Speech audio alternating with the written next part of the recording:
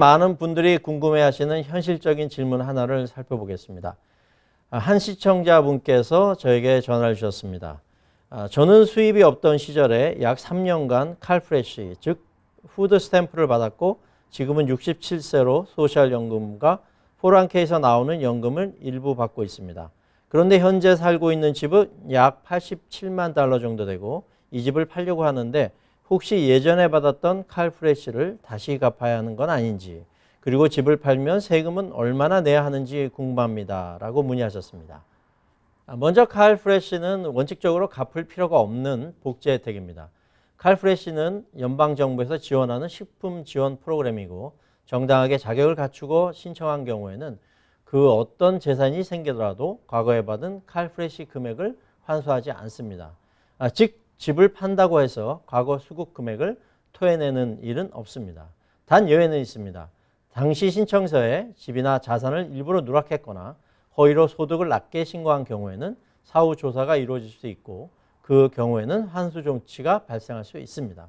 하지만 질문자처럼 집이 있었던 사실을 숨기지 않고 당시 수입이 없던 상태에서 받은 것이라면 전혀 문제가 되지 않습니다.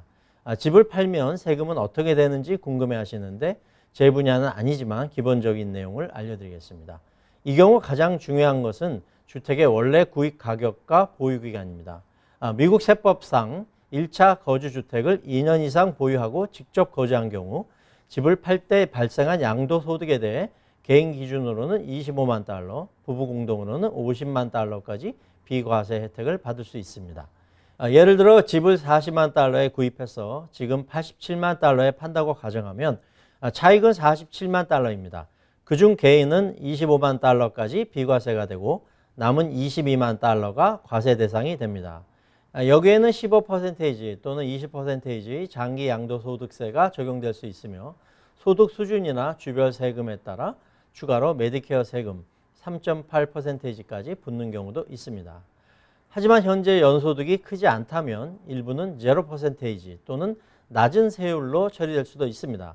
또 집을 리모델링하거나 에이전트 비용 등 거래 비용을 공제할 수 있기 때문에 세금 부담은 실제로는 줄어들 수 있습니다.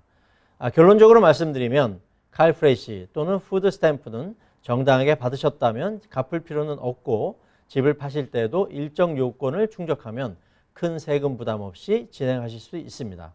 다만 구체적인 세금 계산은 반드시 회계사와 상담하셔서 준비하시는 것이 좋겠습니다.